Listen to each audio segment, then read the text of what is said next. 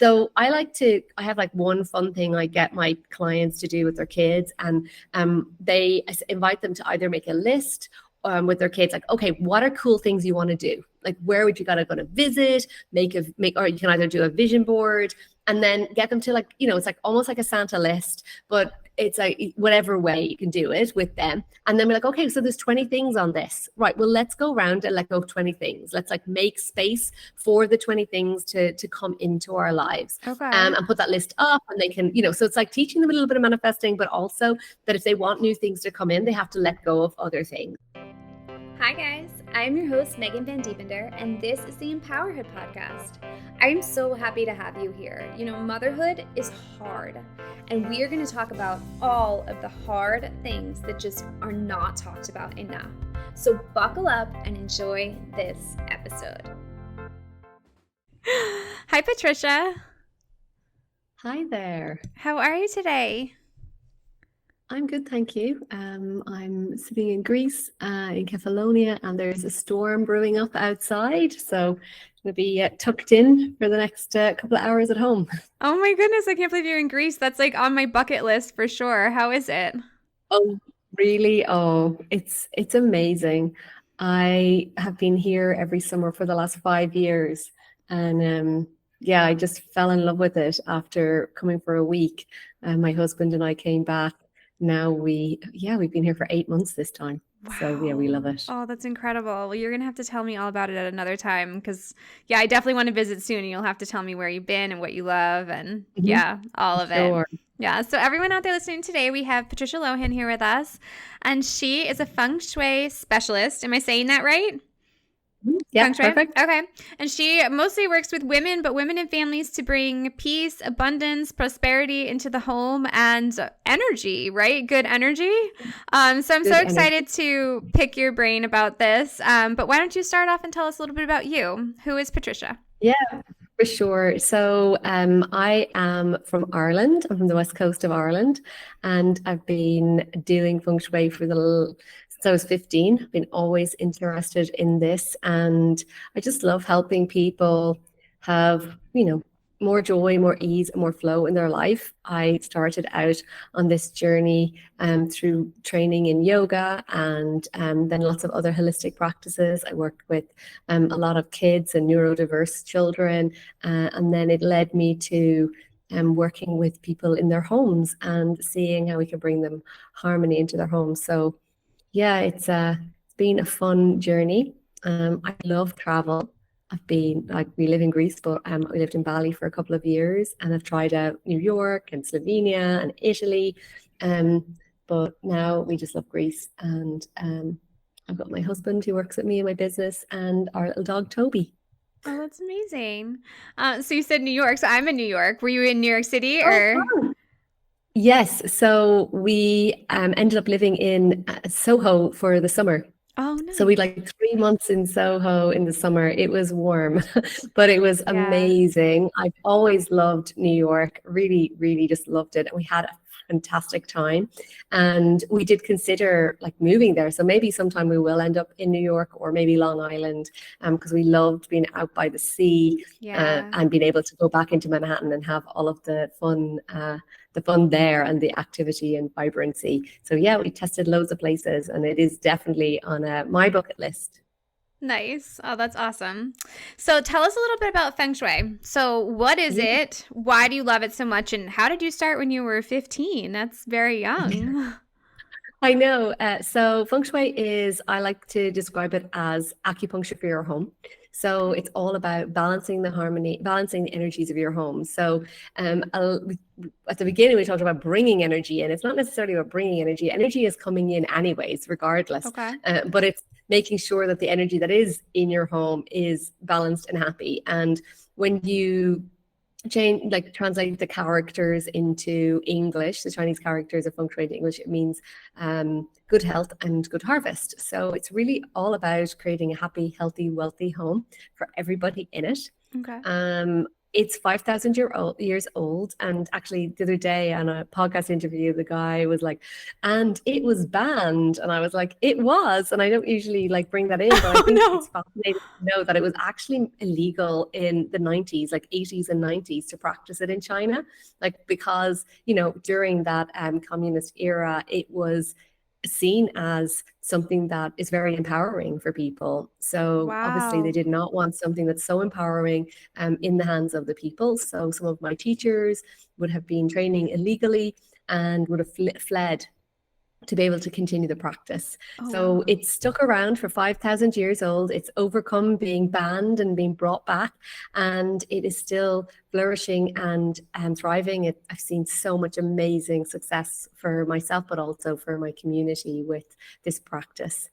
And how did I get started when I was 15? So my family, we moved house when we were 15. So my parents' business was doing great, and we upgraded to a new home. It was completely refurbished, and it was in the best area, the best address, most beautiful home. Yeah. We moved in, and pretty quickly things started to go really wrong, like in terms of health, in terms of relationships, legal issues. It was kind of Wow. like, are we jinxed? Like, what just Right. happened? Like Like the bad old juju and type of stuff. yeah, Like, real serious like bad juju.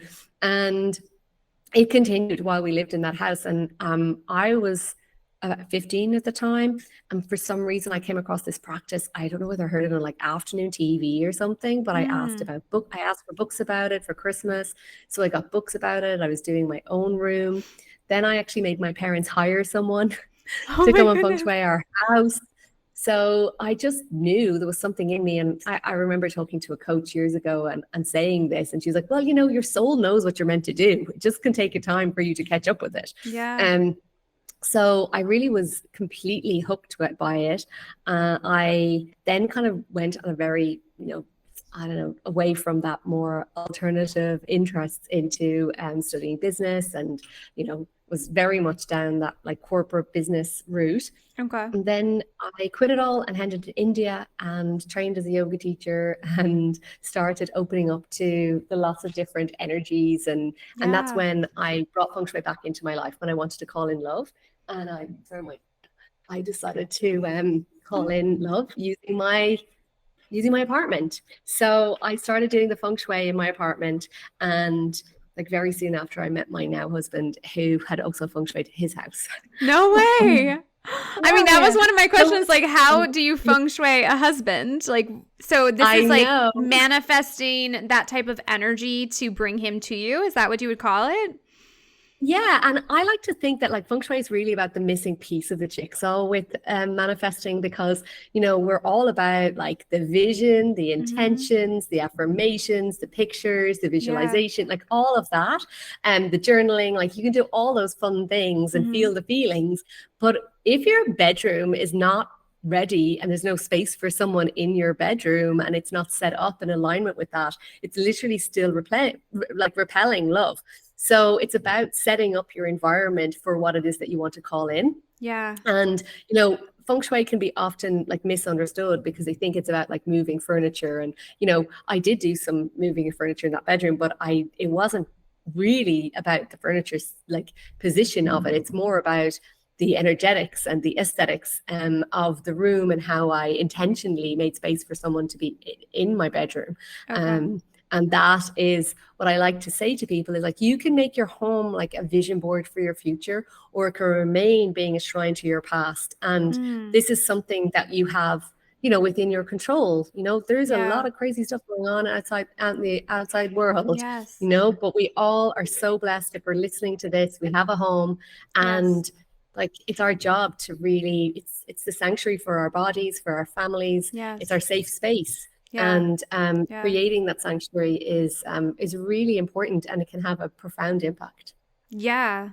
Yeah, it's so funny because like when I started just like doing a little research and stuff, when I knew this interview was coming up, I started panicking, and my husband like came downstairs, not for you, but because my house, I'm like, oh my God, do I have bad energy in the house? Like I like was ready to get rid of so many things, and he's like, all right, just hold on. Can you just talk to her first before you start like rolling stuff out towards the trash? But it is so true about like how we just hold on to so much stuff. Like I feel like my husband and I always try to be more minimalist. But then Hmm. my child has a birthday and now we're overloaded with toys again, and it's just like, what would you recommend for parents that are in the position with kids where kids just have a lot of stuff? Like how can we keep it, do you get rid of stuff when you get new stuff, or like how do you do it?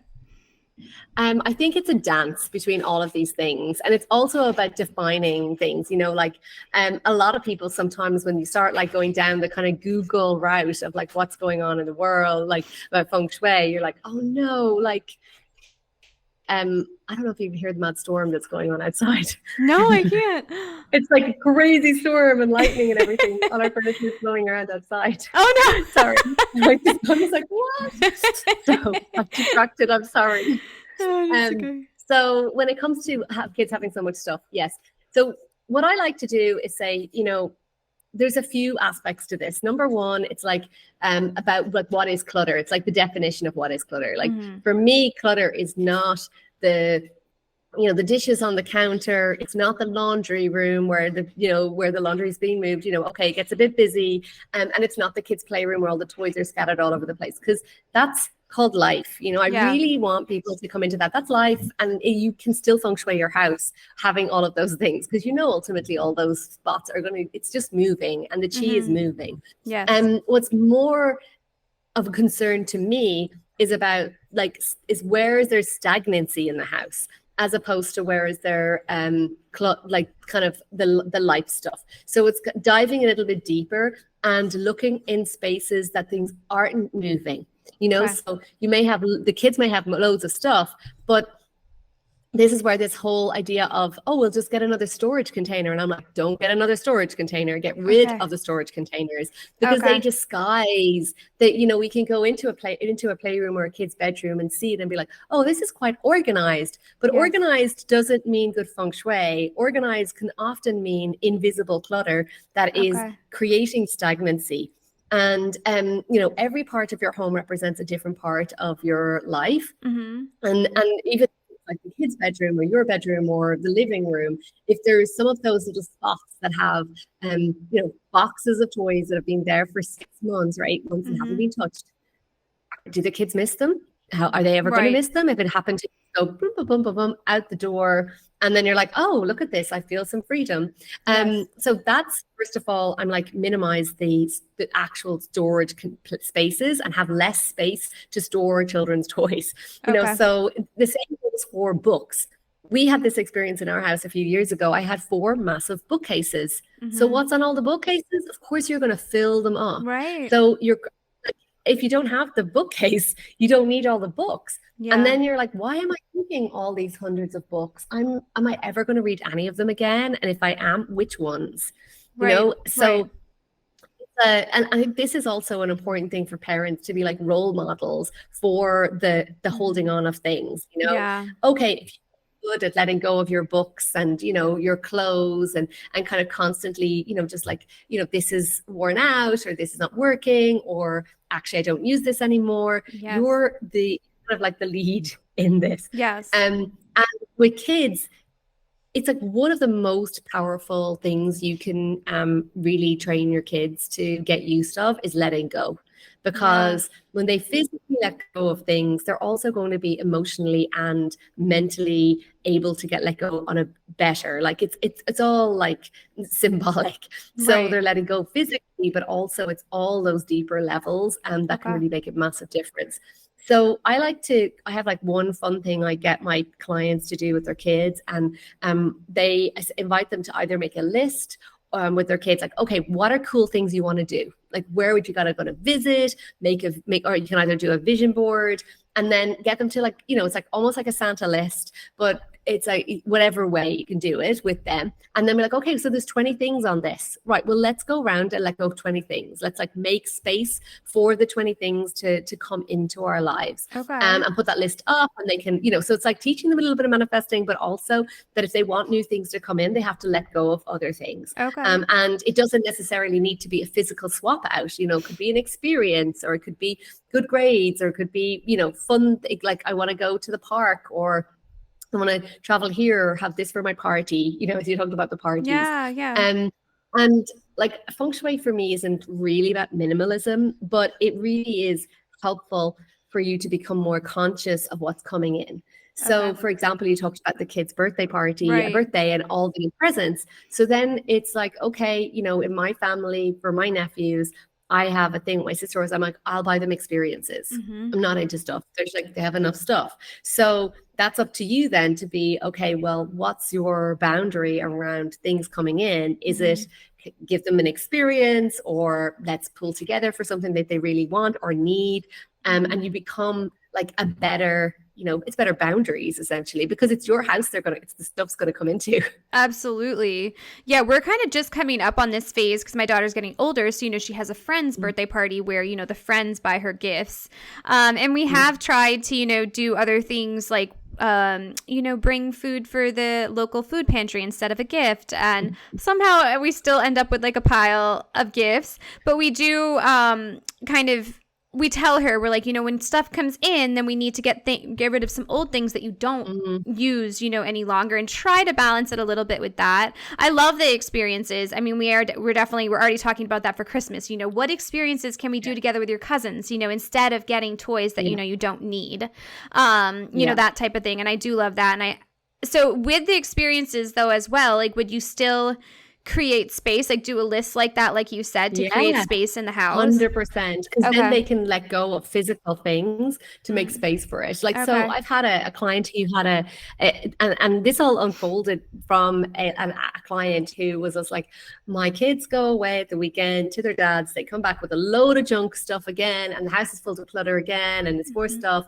And I was like, write a list of what the things you need. Like, so she was like, I want a new washing machine. I want money for Christmas presents. This. So it was like all her thing for herself. Like, it wasn't even just for the child. Yeah. Yeah.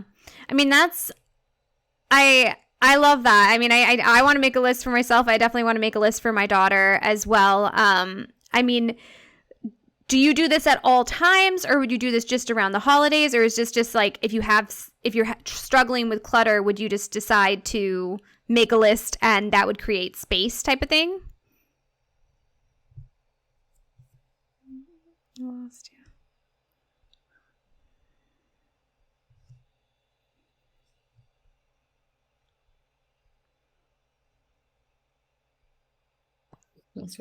Oh, did I get you? There you are. Can you hear me? Back. Yeah, so our power. Yes. Did the power go out? Hello. Hi. The power went out and it's back again. But I'm just on my phone tethering now. Okay. Sorry. No problem. We were talking about the list. How your client made the list. Yes, so she made the list of the things that she wanted. So, for example, a new washing machine, money for the kids' toys at Christmas, for whatever presents she needed. There was like for a holiday, she wrote her own personal list of what she wanted, and then was able to kind of like, that was it. It was like, make space for what is it you want, because things are going to be coming in anyway. So if you get that sense of clarity, and she couldn't believe it. She's like, oh my God, like a few weeks later, she's like, all the things, it's all happened. No way. That's crazy. Yeah. So as a parent, like, would you make the list for your child, or do you want your child to make the list? You make the list for yourself, just to clarify this? You can make it for yourself, and then your kids can make one as well. Okay. All right. That's great. I love that. Yeah. I'm definitely going to try that with my daughter, because she has a hard time letting go of things, which I think we all do at certain points. But I mean, even like, she even saves like piles of like papers that she draws on and like doesn't let go of those. And I'm like, I don't understand. Why do you have piles of papers in your room? And so I definitely need to work with her on some of that. And I know, obviously, personally, I have a hard time getting rid of clothes and certain things, so I can there you go. Yeah. So maybe that's the thing. Maybe that's it. Like, it's like, okay, well, these are the things it's harder for me to let go of. So and then it's like, well, what is it that you're holding on to? You know what? I don't know. Is it a time in your life? Is it where I didn't? Well, I mean, I grew up with not a lot of things. I got mostly clothes from my sister, so I feel like it has something to do with like my childhood, where I didn't have like, abundant nice clothes, I guess you can say. So so like I have a hard time maybe getting rid of it because I'm afraid that might happen, or unconsciously. I don't know. I think it has something to do with that though. I'm not And you sure. can totally just shine a light on it. The more you like sit with it and like hold a piece, and you're like, what am I afraid of if I let go of this piece? Like, Yeah, what's going to happen?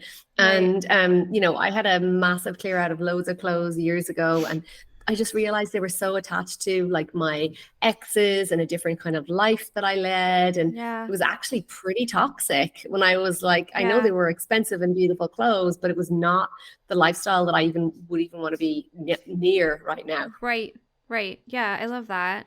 So, I mean, storage closets where we're hiding all these things. Would that be like your Yeah. first go-to to like be like clean out this, get rid of stuff that is not serving us any longer?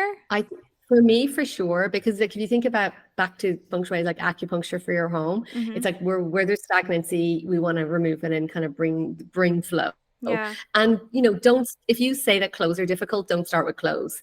Start with the Tupperware cupboard, start with the kitchen pantry, and start to refresh there Yeah. because every area represents a different part of your life. So you can start to really just do a refresh would be the first thing I would say. Yeah.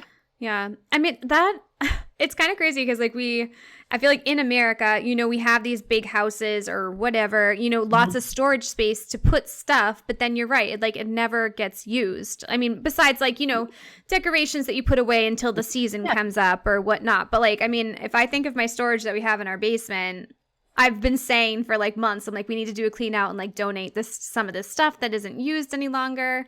How does this affect?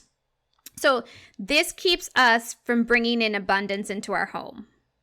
Yeah, it keeps you from bringing in abundance in your home. Like the attic is definitely impacting the basement is definitely impacting kind of like things that are like shoved under the carpet, like emotional things, like your house is like a mirror. So where there's stuck energy, you're certainly going to be seeing a sense of stuckness and not as much movement or not as much kind of like, yeah, joy and peace that you could possibly have. And from a prosperity perspective, like every house has its own unique energy. So, there's some houses that are built that are going to be very positive for prosperity. Mm-hmm. Just like the house that we moved into when I was with my family at 15.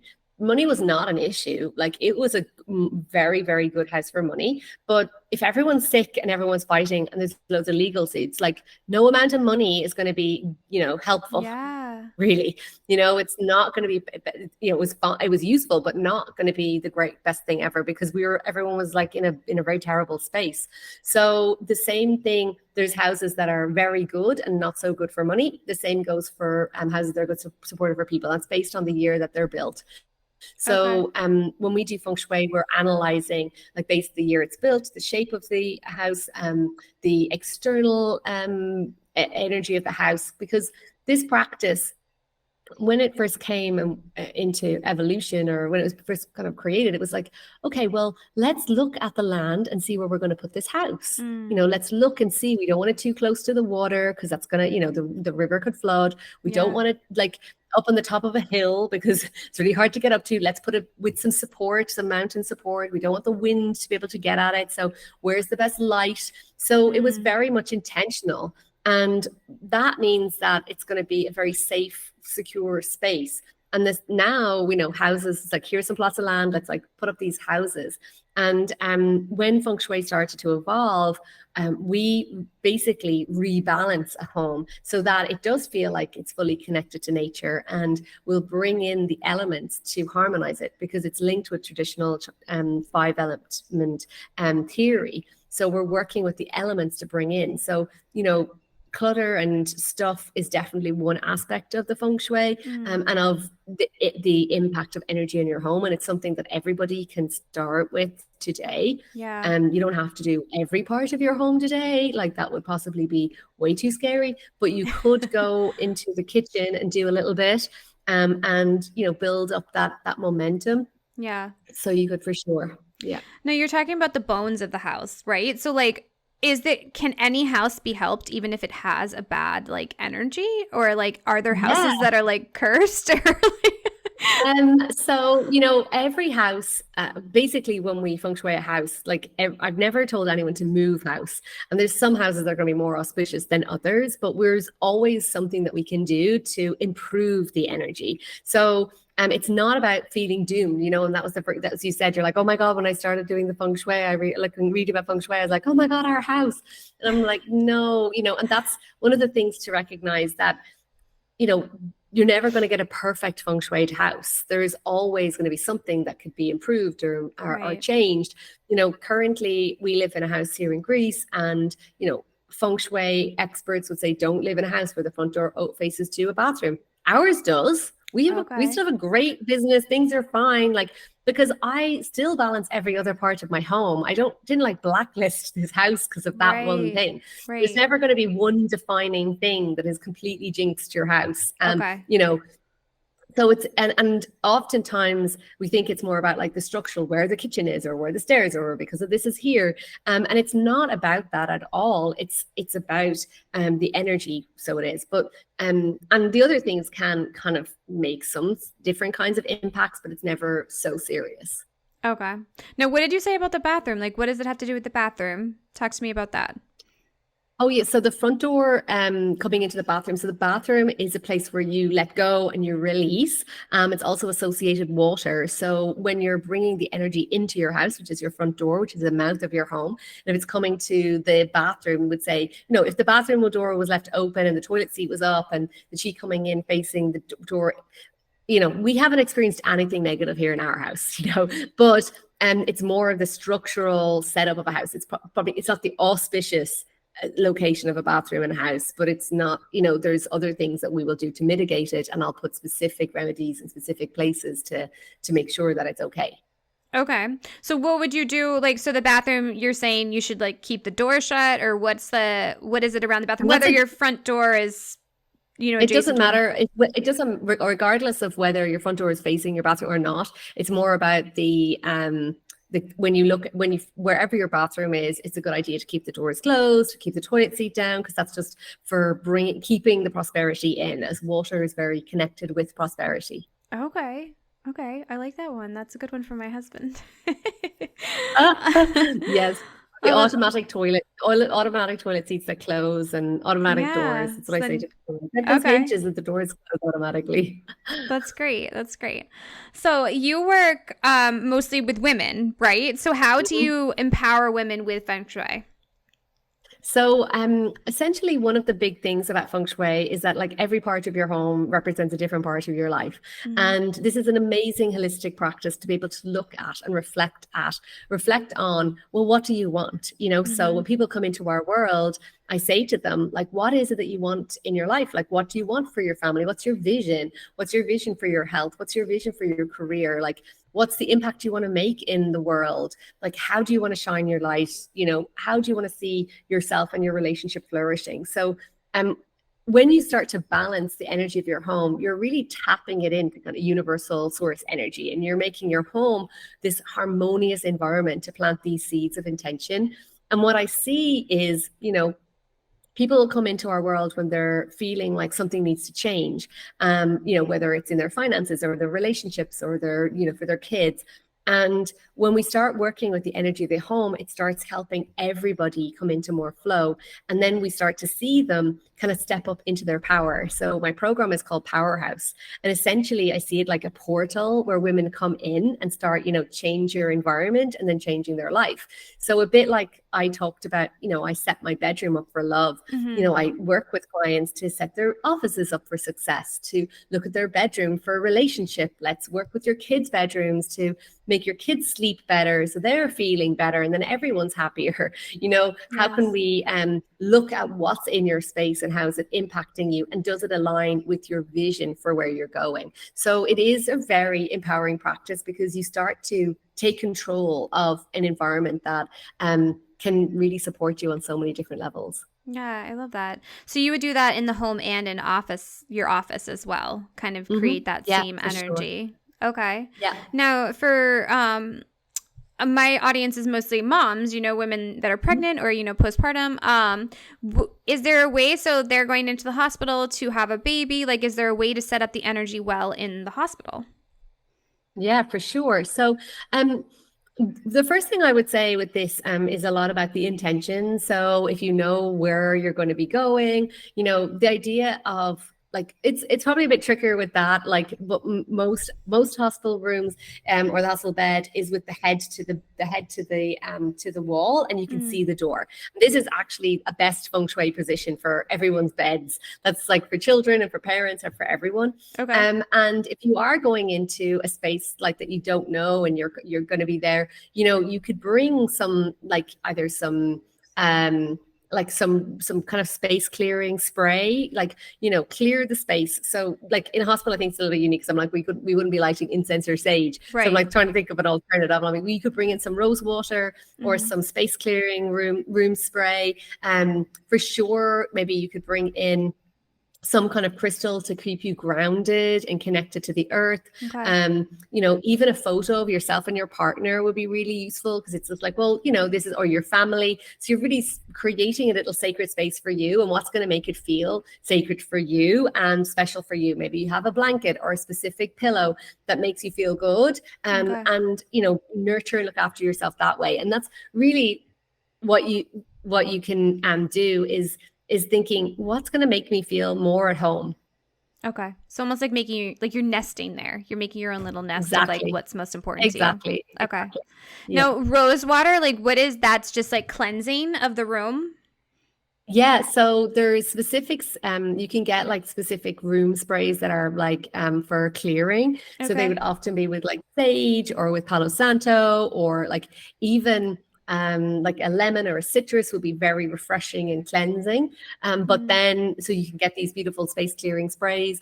But then rose water is one you'll get like in a pharmacy or in a holistic store. And rose water is water infused with rose petals, and rose is that like energy of sweetness and love. And that's something nice you could bring in as well. sweetness of I love that. Now I heard you say sleep. So feng shui can help bring you good sleep. So I'm a sleep consultant. So I would love to Yeah. hear like how does it help you sleep better?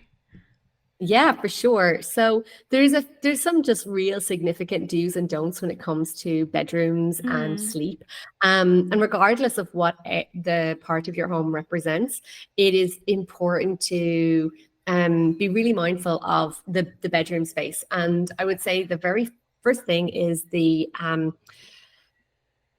words that I like to associate with bedrooms is rest, romance, and relaxation. So okay. for your own bedroom and yourself and your partner's bedroom, it's about like, is this place a Zen den for me and my partner? You Hmm. know, and oftentimes, even the bedroom gets decorated and then it's just left and nothing kind of changes, which is completely fine. But then it's not going to be in alignment with, may not be set up intentionally for both of you to kind of live, to be in harmony with each other. Okay. So, as I talked about that bedroom that I feng shuied for calling in love, I had a beautiful double bed.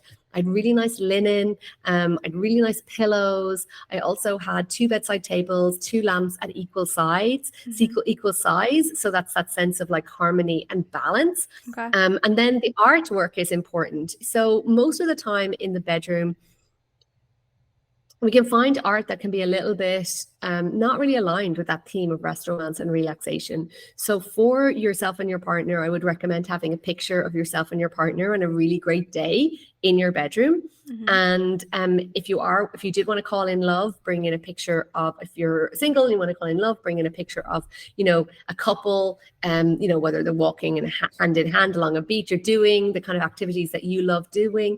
And then also, if you are in a relationship, you can also bring in a piece of art that represents like, intimacy or connection or love, just couples. Like, and the most important thing in the bedroom is thinking in pairs and thinking about two of us in this room. Okay. So that idea of, say, for example, your wardrobe space. Like, do you have all the wardrobe space? Is there any space for your partner? It doesn't mean that he or she has to have all of the space, but can there be some part of it that's yours? Like, I remember one lady, we walked into her bedroom and she was like, "And welcome to my bedroom."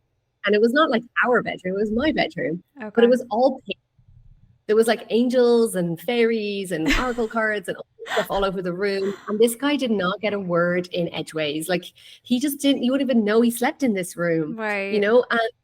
it's about collaboration. So, Okay. for example, in our room, I was redecorating it recently, and I picked like a few pictures because I was like, okay, I'm gonna change the painting. Picked a few pictures, and then I showed it to Ken, and he was like, "Oh, that one," and I was like, "Oh, great."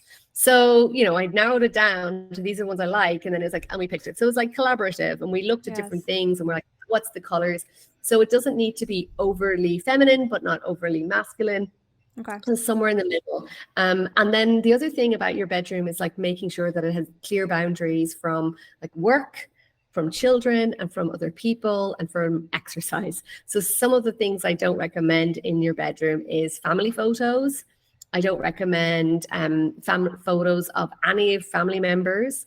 I don't recommend altars or spiritual deities in your bedroom. Or I don't recommend exercise equipment. And if it is, just like put a cover over it, or is there a better place that it can go? It's exhausting and tiring. And then technology, this it was so interesting. I was just chatting to a lady yesterday, and she's just like, "Oh my God, yes." She said, "That's so true." She said she finds herself like waking up in the morning. She's like on her phone scrolling, and her husband's got his laptop out and he's working. And you're like this is not a rest, romance, relaxation space. Yes. And there's no boundaries. So it's like, well, if this is what it's meant to be. So it's like creating that clear intention is super important. Okay. Do you leave your phone outside the bedroom? I do. I have Okay. it in charge in my office. Okay. And then I have I have an alarm clock in my house in Ireland, but I don't use an alarm here in Greece. So That's that's nice. nice. Yeah. Yeah. So, and there's so much energy on our phones and so much work and so much we do. And there's just that, even just from an EMF perspective of the energy being emitted, being, left beside our phone, our head at night Yeah. is not healthy or useful for Yeah. people. Okay. Yeah, that's a great idea. I mean, we definitely don't have technology, but I think there's in our bedroom, but I think there's definitely some stuff that I can work on there. I love all that advice. Now, the exercise equipment, why no exercise equipment? I'm just curious. We don't have that in our room, but It's more like it's exhaustion. Like it's like, right. exercise is work. It's more that sense of like it's hard work. So, but some people can't avoid it. And if you can't avoid it, can you put a screen up between it? Right. Same goes for spiritual altars. I had one lady who had a massive altar beside her bed. On one side of her bed, it basically took her whole bedside Oh, table. And I was like, there's three people in this relationship. There's like your spirituality and yes. your husband. We Yes. need to either create a new space for that or, create a boundary with it. So we found a new space in her house that it suited. And literally a week later, she was like, I can't believe the change in my relationship. I was like, yeah, Yeah. of course. Wow. Wow. That's awesome. And just something so simple as just moving something out of the room and somewhere else. Yeah, You're not even saying yeah, like get rid of it, just move it to a different location. for Now, sure. for children's rooms, like what would you suggest to have like peace in a child's room for them to be able to get, really great sleep? So one thing I did mention in the parents' room is the same for kids, is nothing under the bed. Okay. So no, and even if the bed has those cupboards or drawers, like just having like maybe storing linen under the bed, but nothing that's emotive or, has, the things I've found under people's beds, broken computers, love letters from exes from 15 years ago, and, worn out shoes, all that stuff that's just like really gets very stuck. So that's disturbing Mm. sleep. Same goes for under kids' beds, no storage. And a good solid bed is important with a good headboard. That's, important for everybody, essentially. The position of the bed is another thing, especially in children's bedrooms. I like to focus on having their head to the wall and they can see the door. So Okay. they can see what's coming. So they're feeling that sense of support from a headboard and see what's coming. And then there's a few bed types that I'm not a fan of, like racing car beds. No, like it's a fire element, it's anger, it's aggression, it's Okay. burnout, Okay. it's fury. What are the colors that you associate with red? Right. They see Right. red, then you're like, why is my child aggressive? And why are they not sleeping? They're sleeping in a racing car, you know, you know. So that, and if someone's listening, they have one of those beds. One of my clients recently, their son had it, and he was just coming to the age where he was going to get a new bed anyways. So Right. if it is the Right. case, maybe you can change the color. Yeah. Yeah. you Yeah. know for now, for the while. I'm not a big fan of bunk beds either. Yes, I was gonna So, say my daughter has a loft bed. So yeah, underneath hers is her desk. yes. And, I think co- um, from a space perspective, if that's the only thing that you can fit and it gives the desk underneath, it's, it's not the best. But if it's possible to have like a separate desk and a bed in another space, like I would be kind of putting that out there as a longer term solution. Because under the basically all her homework and all her work is she's sleeping underneath it or sleeping over it. So it's going to be hard to have a more restful night's sleep. Okay. If you can't change it for now, bringing some, maybe bringing some rose quartz or some stones from the beach on four corners of the bed, so it feels more grounded and earthed, and they can feel a little bit disconnected because they're Okay. so high up that there can be a Right. sense of disconnection. Right. And then, if you do have that stuff underneath, like minimizing as much as possible, for sure will be important. And then like children's bedrooms, I also find they're not they're not essentially decorated for peace and relaxation. They're often pretty busy Yeah. in terms of even the colors, and the decor can be just a little bit too much. Even just yourself like walking in and be like, would I sleep in here? Is this Yeah. bright pink wall like, again, more fire element, or is it like really dark blue, so then it's really yin and it's dark and can be Yeah. quite like dark blue is emotions. It can also be quite fearful. It can also be not as energetic, so there's not as much light. So Yeah. I would really encourage parents to go for more neutral colors in the bedroom and avoid the duvet covers and quilts with all of the superheroes and posters all over the place. It's very busy, and it's not essential, not that helpful. Yeah. And I think it all depends on like the age of the children. If you've Yeah. children that want to put things up on their walls, give them a designated space. Give them, here's a cork board, and you can put whatever you want on that cork board. Yes. Don't hang it over their head. Just have it somewhere they can have it, and then the rest of the walls are left like nice and clear. Yes. And have a family photo in your bedroom. Like have a picture of the family all together on a great day in the bedroom. Okay. Okay. Awesome. Yeah, I love that. Yeah, my daughter's definitely put stuff all over the wall, and then we just redid her room and she hasn't, and it stayed nice and clean. And I swear it's so much nicer just walking in and not having just like bam, everything, right there on the wall. I mean, it's helped me. I feel like the other wall was giving me anxiety. I don't know about her, but I'm sure it must have been at least a little bit.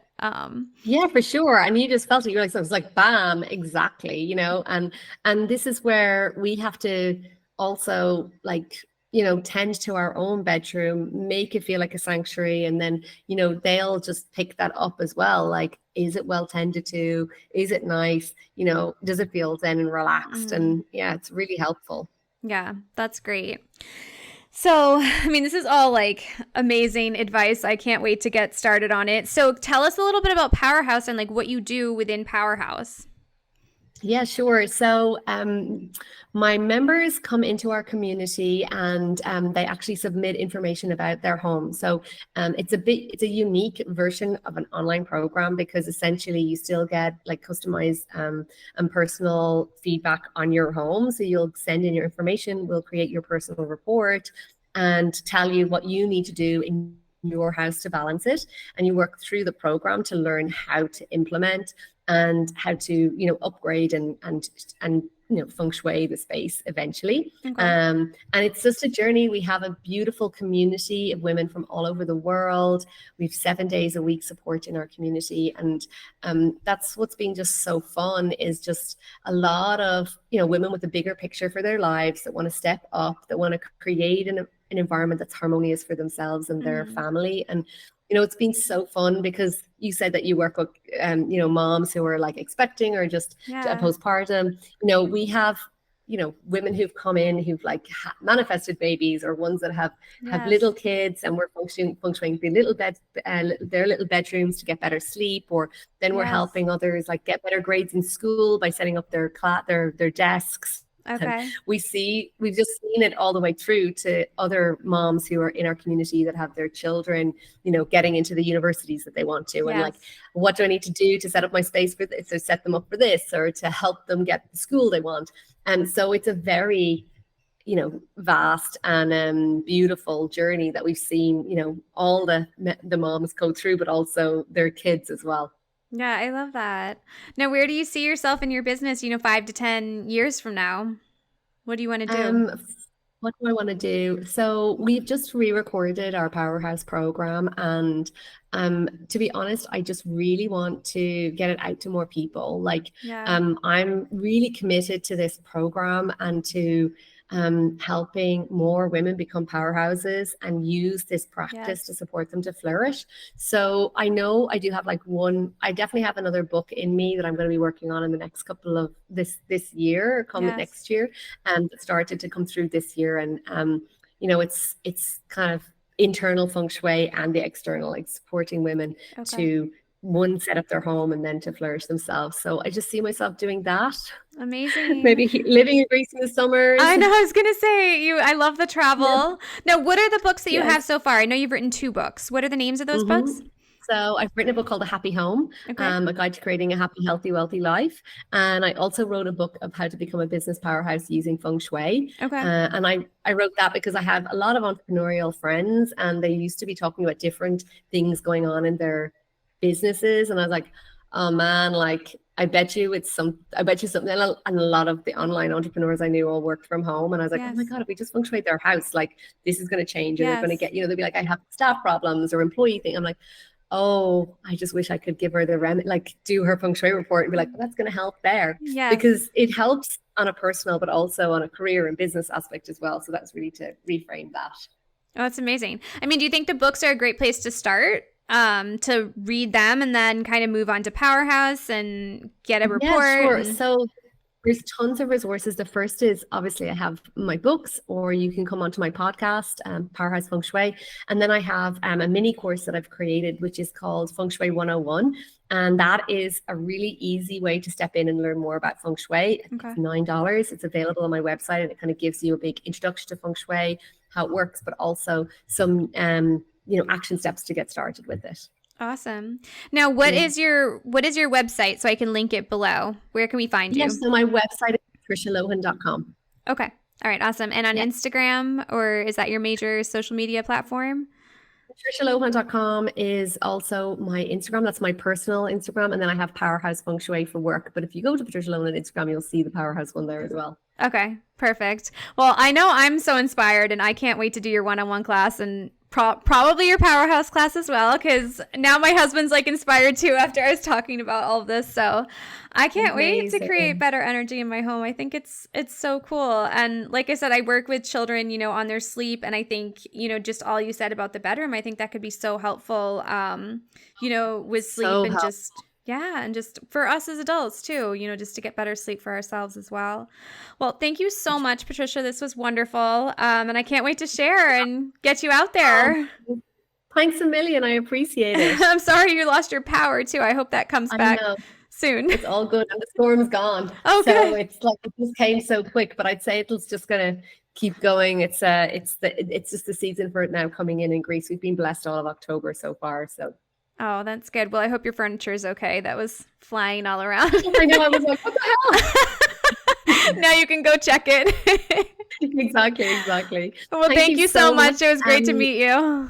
Yeah, you too. And let us know if you need anything from myself or the team. And listen when it goes live, and we'll share it with our community. Yes, definitely. I'll get all the links and link that all below so everyone can find you. And yeah, it's going to be great. Thank you so much.